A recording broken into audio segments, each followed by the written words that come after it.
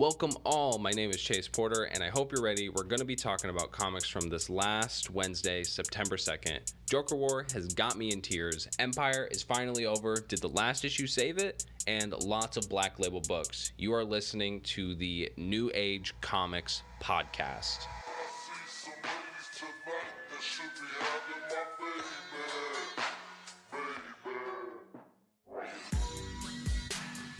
Welcome, guys. I hope you're having a good week. My week has been going swell. I've been putting a lot of work into this podcast. If you're listening to this right now, then you are looking hopefully at that snazzy little logo that I made. I guess you could call it a logo, more of a thumbnail perhaps, but yeah, just designed that and I'm super hyped about it. I put a ton of work into that. Maybe I can one day get into the nitty gritty of how I did it. It took me like 12 hours, but regardless, here we are again, another week reviewing the weekly books. This was a dope week. I had so many good comics in my pull this week, and I'm really excited to talk about them. So without further ado, let's hop right into it. Batman 98, written by James Tynion IV and drawn by Jorge Jimenez. Jimenez. It is Joker War still. We last left off with Batman tripping balls on Joker toxin in the mystical Gotham Garden of Eden, with Harley nursing him back to sanity, and now Punchline is here, and her and Harley go round two. Bruce also finally confronts some of his grief over Alfred's passing. God damn, I do not even know where to start with this issue. I was so into this. This might be my favorite Joker War issue yet. Like, I'm being serious. If you are into like character moments and payoff when it comes to that, then this is the issue for you. First, I definitely have to go into Punchline v. Harley, which, hey, don't get me wrong, this is also a big character moment for both Harley and Punchline.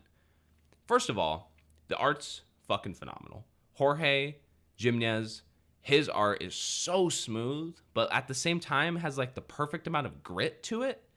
And throughout the fight, in typical comic book fashion, Harley and Punchline are talking, they're trading comments, and Harley is pretty much hitting Punchline with like the cold water, saying, hey, you think you're special to the Joker, but I am you, and you're me. Like, they've gone on sort of the same character journey in their time with the Joker. And she's essentially saying, like, you're not special to the Joker. He will dump you the second that it serves him, just like he did me.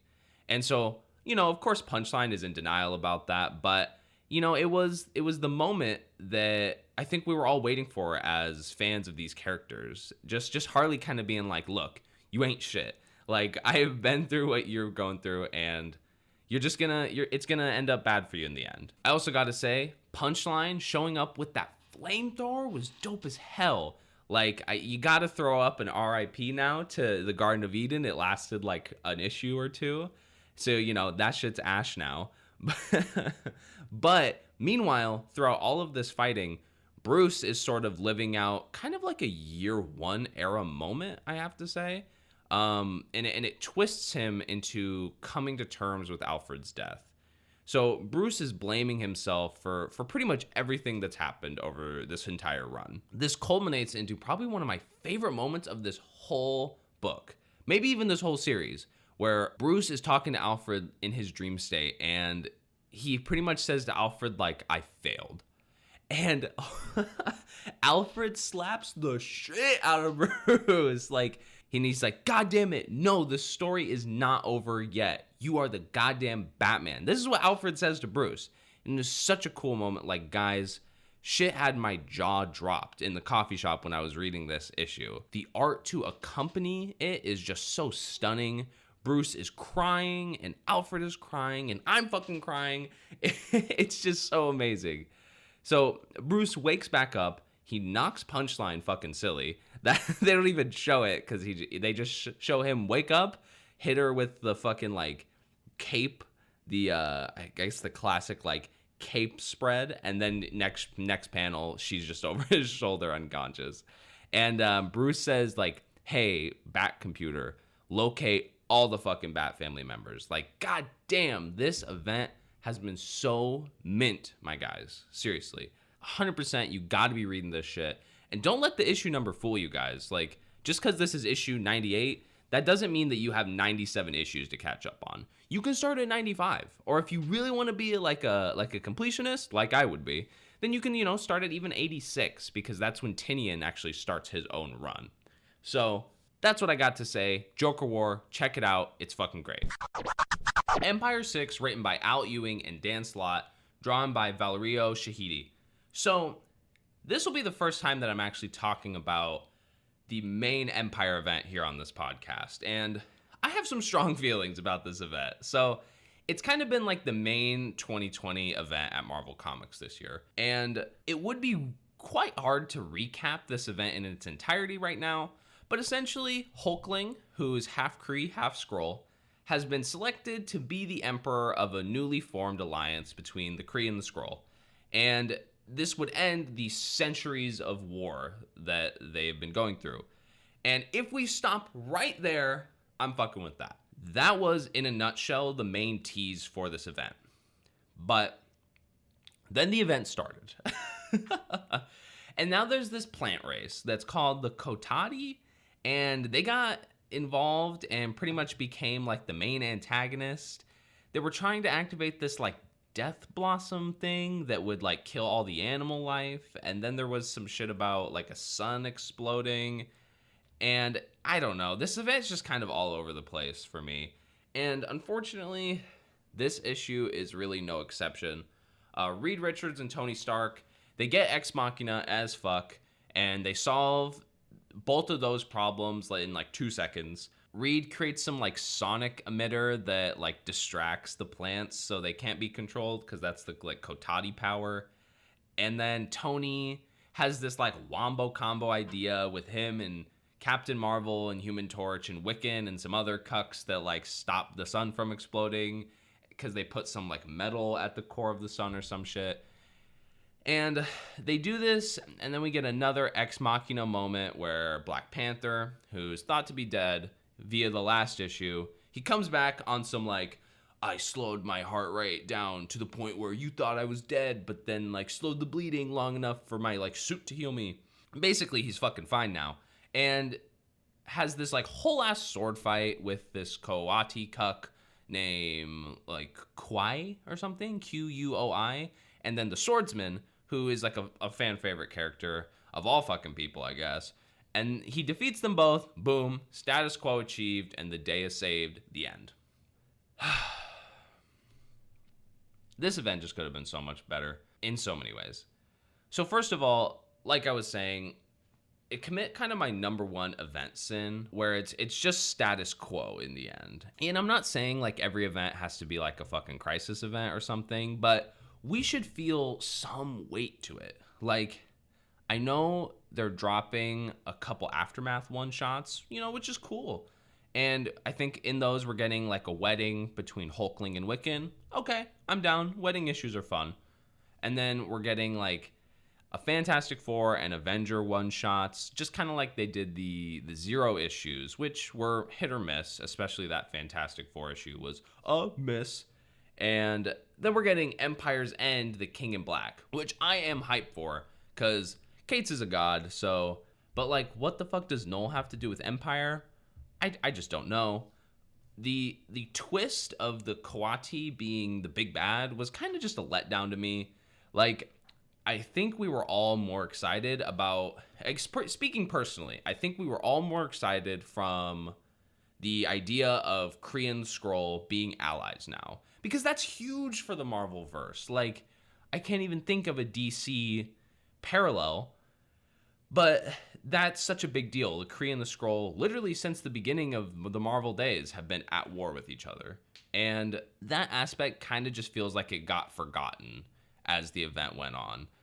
And so this event, in some weird way, simultaneously feels like it's doing too much and then not doing enough at the same time, because every issue is just kind of all over the place, and you can tell a lot is happening, but I don't know, then there's this feeling of like, well, I know it's all kind of going to get status quo'd at the end, and so I'm not feeling like the weight to it, so it feels like nothing's happening at the same time.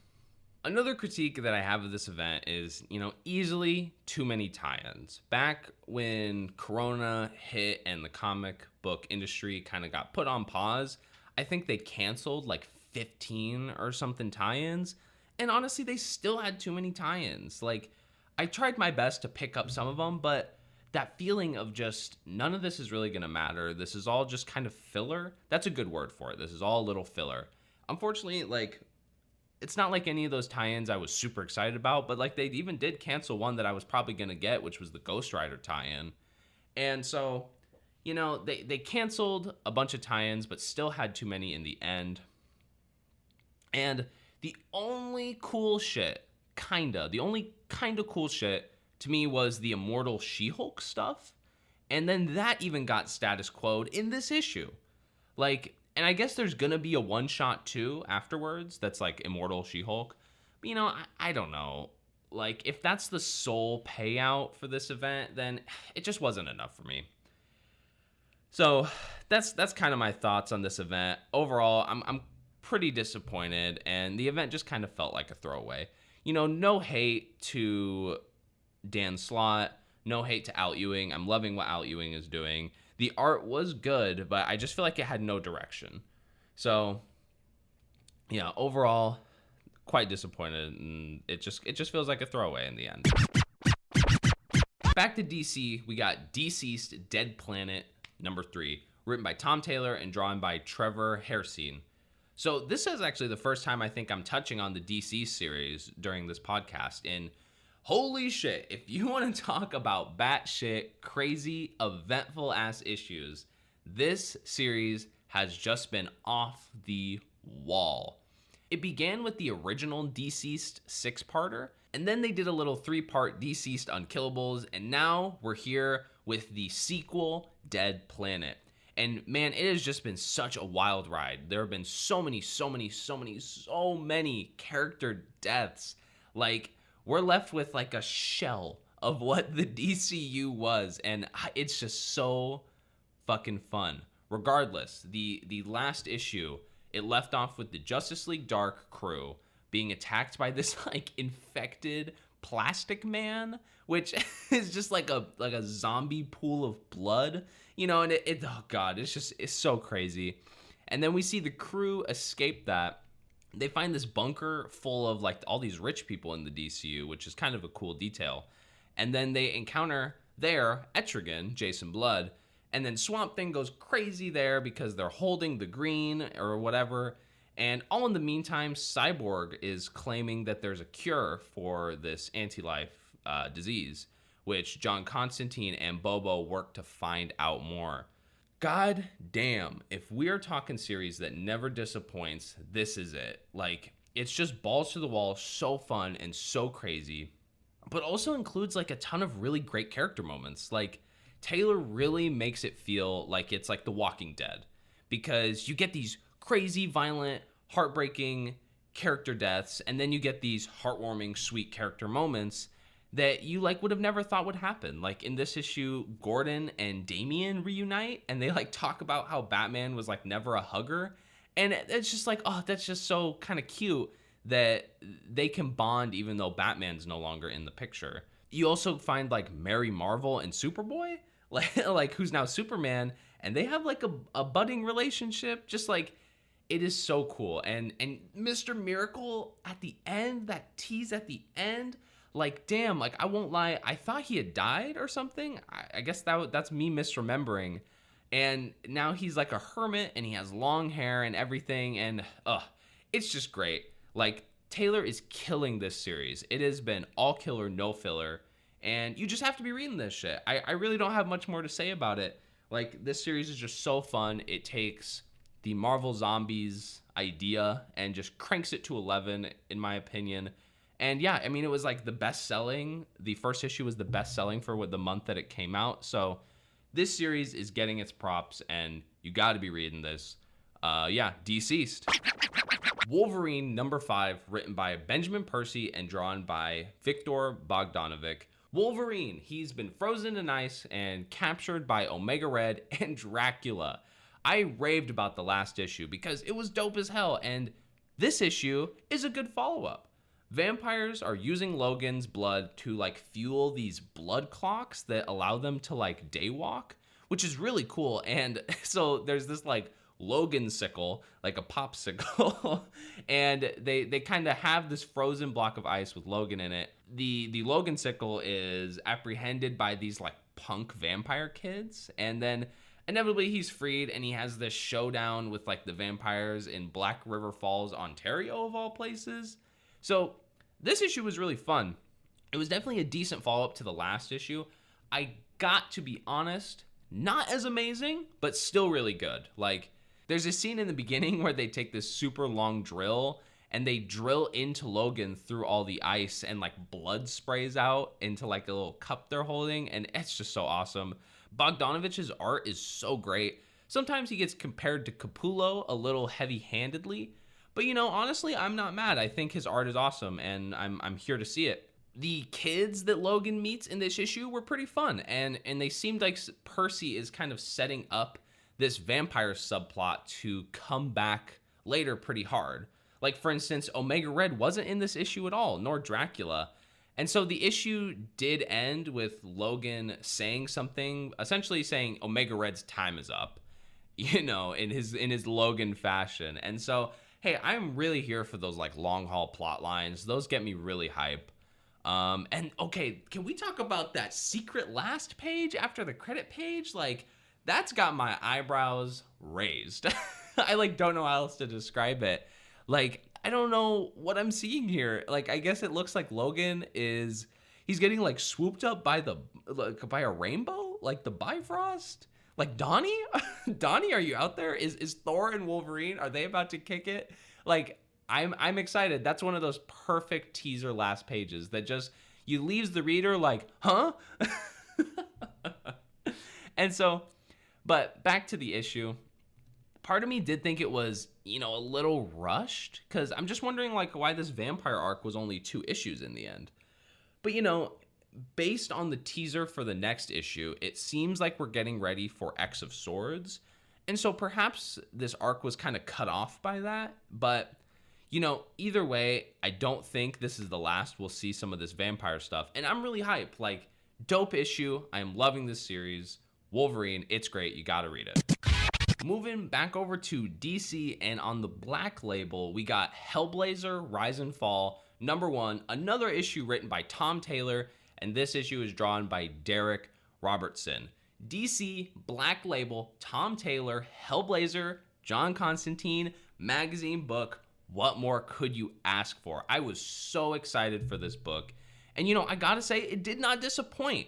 Like, in this issue, we get some really good origin retelling of Constantine, which it has this cold opening about how John's mother died giving birth to him, and then it kind of showed his first instance of like practicing magic, which ended in one of his like friends drowning in this freak accident that actually had nothing to do with the magic. And you know, then we snap to John, and he's investigating this angel who is found impaled on the top of a church with one of his childhood friends from that event, who's now a police officer, and someone is like stealing the wings off of these angels, and his friend who's died is now back, and he's like a demon or something. You know, this book was dope. I think it was a very good story for especially someone like myself who doesn't know a whole lot about Constantine, other than, you know, he's like a knob in British fashion and does magic. And it is in true Black Label fashion. Like, there's plenty of swearing, plenty of gore, which I'm really here for. I think that publishers should definitely lean into these like adult-rated books more. Like, I love the old Max stuff from Marvel. And so, yeah, I think especially Marvel and DC should lean more into adult publishing. But the art was great in this book. It has that classic Derek Robertson arc that's kind of gritty and almost kind of gross looking art. But, you know, I thought that was so perfect for a Black Label Hellblazer book. And I actually think the mystery in this book is really interesting. Like, I trust Tom Taylor to hook you in for that first issue. He's such a reliable writer. And he's really just bringing life to comics right now. And I have to say that last line of the book was amazing with, John, he's walking back into his apartment and like all the magic wards are broken, which was such a cool little detail. And he walks in and he pretty much says the actual devil is eating my curry. And that's literally what's happening. The devil is in his kitchen and he's eating his takeout. So this was such a great book. It had funny moments, it had sad moments, it had just overall great stuff in it. You got to pick it up. Great book. Back over to Marvel, we got Guardians of the Galaxy 6, written by Al Ewing and drawn by Marcio Takara. Ewing's Guardian run, it's been really fun and it's been really different. And I like how he's approached the team and kind of shaken up the roster. That's probably my favorite thing he's done so far. So main thing is Quill is dead. That's right. Peter Quill is dead. And I definitely didn't see that coming so quickly. I think that happened in like issue 2. And I was really anticipating it getting undone somehow, like one of those last page doesn't count type things. And, it's been 4 issues now, and here we are. Peter's still dead. This issue, that's my favorite issue so far. Like, we see Richard Rider, Nova, essentially go to therapy. This is the issue that I kind of didn't know I needed. We all know Rich has been, hashtag sad boys for a long time. And so watching him struggle through therapy, like on a personal note, was actually really relatable. Like, I've been to therapy and I think, it's almost clear that Ewing's been to therapy because you can really relate to the emotions that Rich is feeling. And it kind of just unpacks what Peter's death has meant for Rich from his perspective, and also gives him some of the Gamora relationship stuff, which essentially kind of just exposes how rocky him and Gamora's relationship has been. The whole time I've really wondered, like, why the fuck hasn't this series been tying into Empyre? Like, not that I was itching for more tie-ins or anything, like I've been saying, but, Ewing is co-writing Empyre, and he's writing this series as well. But at the end of this issue, we do get some Empyre acknowledgement, which I actually really liked. Rocket is talking to Rich and says, like, hey, like, read what the fuck just happened. And Rich, like, goes into his helmet Google and pretty much does like the Macaulay Culkin, just like, what? Like the Kree and the Skrull have an alliance? And I think the issue ends pretty much with just like, what happens now? Which I thought was a really good way to kind of do that aftermath. And for my Annihilation fans out there, this issue also touches on some of those elements too, which I loved. Like my favorite being that the Annihilation War veterans, I guess, are considered like honorary Shire and like receive free therapy, according to Rich's therapist, which, that's just such a cool little detail and like a little callback. It makes the whole universe feel connected, which I think that's what we all want. And so I thought it was really dope. And lastly, I have to give this scene a shout out. So my favorite scene definitely had to be, there's this part where Rich and his therapist are talking, and his therapist says, like, on Earth, they have these labor rest cycles that are roughly 7 standard days, right? And Rich just replies, yeah, we call them weeks. And the therapist goes, all right, well, same time next week. Like, yo, which that's the title of the issue. It's on the cover, just same time next week. So that was such a cool way to like drop that in. And so I'm just all over it, man. I think this issue was so dope, and I can't wait to see where this series goes. Like, if it makes up for Empyre or not, I guess we'll see. But, Ewing's Guardians has been an awesome, awesome ride. Gotta pick it up. So last issue that we got today is another Black Label book. We got Strange Adventures 5, written by Tom King and drawn by Mitch Gerads and Evan Doc Shanner. More Black Label goodness. Tom King, his thematic follow-up to his Eisner-winning maxi series, Mr. Miracle. And now he's delving into the Adam Strange mythos, which, boy, it has been some shit. Adam has essentially been accused of like galactic war crimes against this alien race called the Pix. And now Mr. Terrific has been appointed to essentially investigate what went down on Ran, which is Adam Strange's planet, and whether or not Strange is guilty. All I can say is that Mr. Terrific is a god. The fuck you think fair play means? Ooh, best goddamn quote. If you wonder where that's coming from, go read the last issue of this series.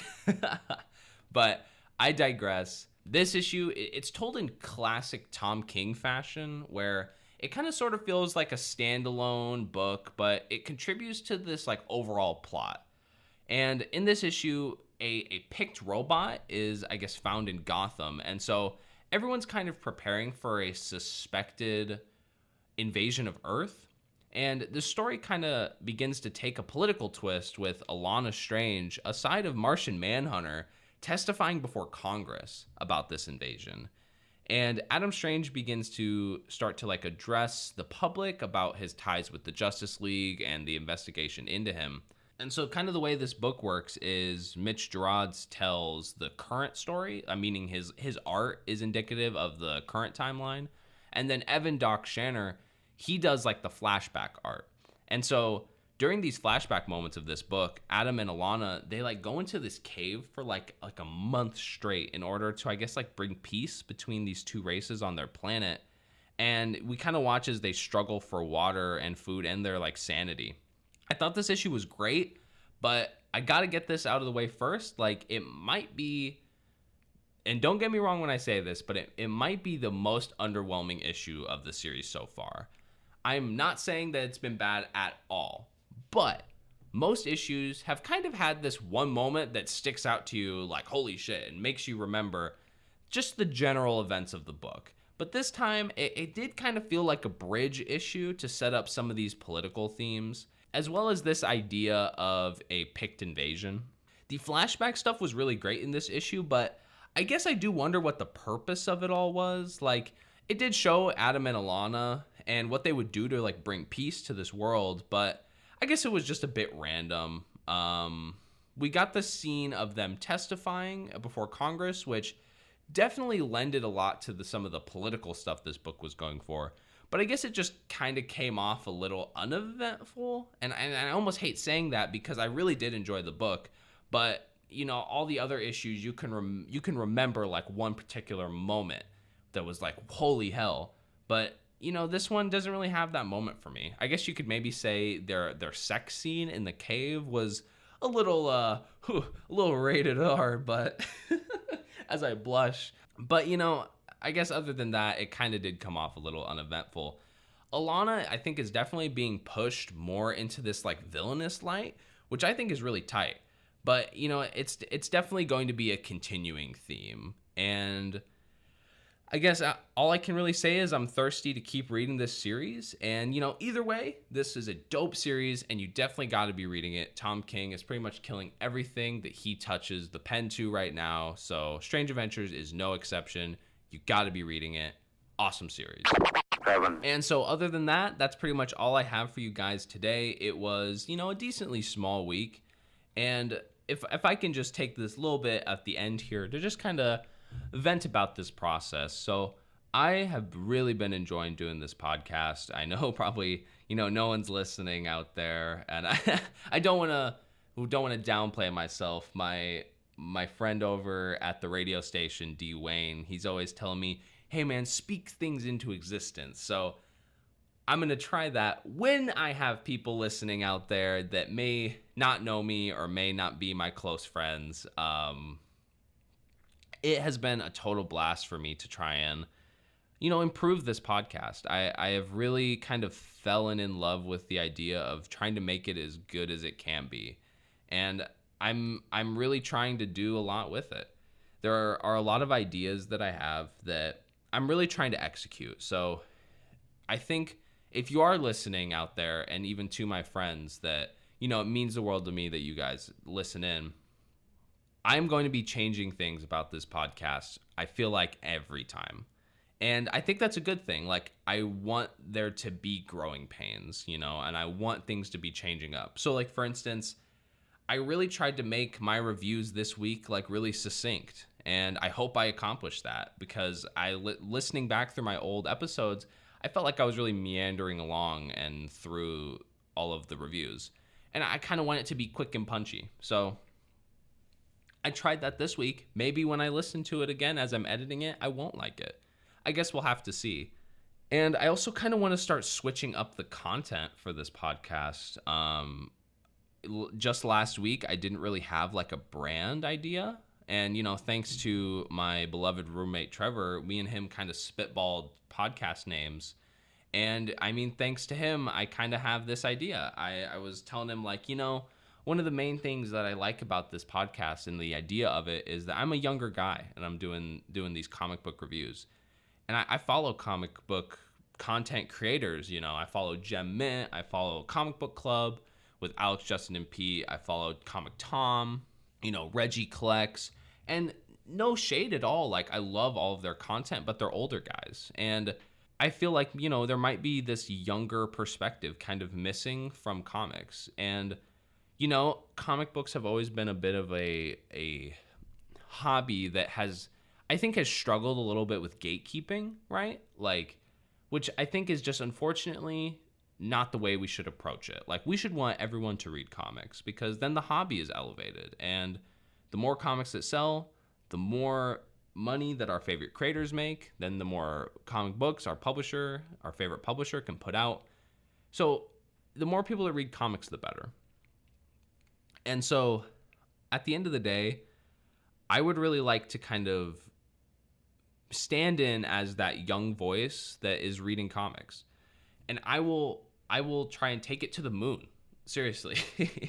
And so I've really just been having a lot of fun kind of coming up with ideas and stuff. Like, I got a little notepad that I'm jotting everything down into.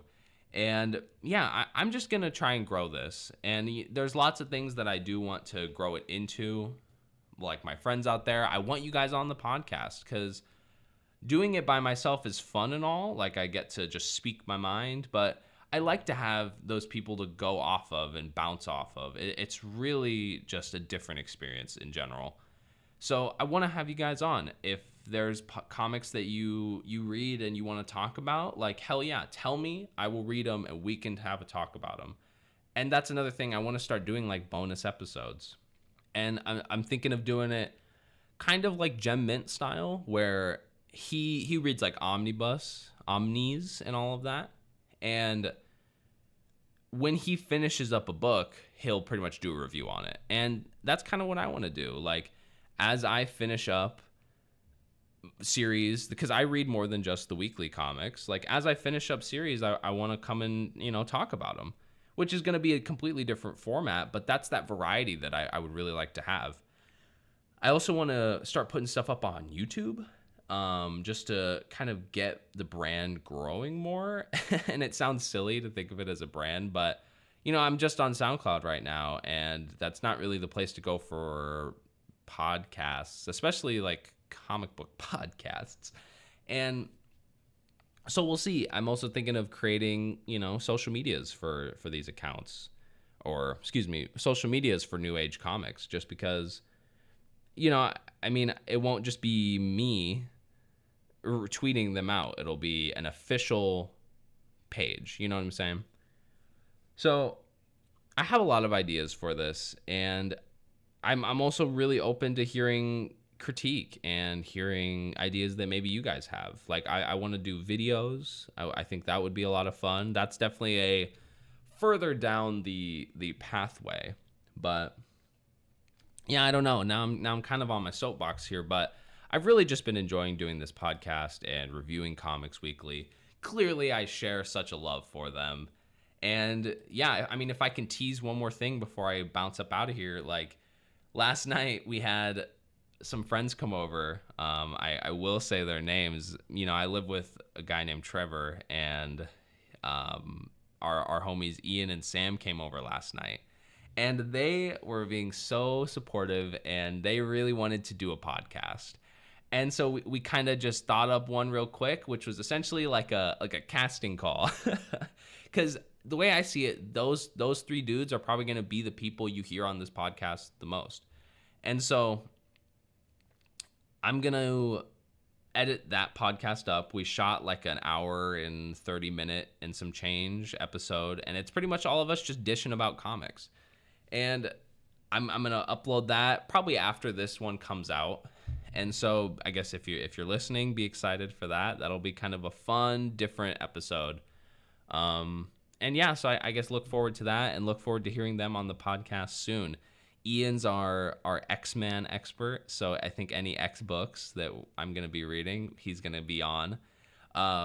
He really wants to kind of do some of the Dawn of X reviews, which I'm really into because I haven't read all of the Dawn of X books. So thinking about doing that. Sam, he's a huge Inhumans guy, and I would really love to review the Marvel Knights Inhumans with him because I love Marvel Knights. Trevor, he's super into Batman, and he's reading comics weekly.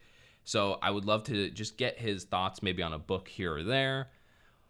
Or, as he's reading through some of his backlog stuff that maybe I have read before or even haven't, like we can come and dish about that.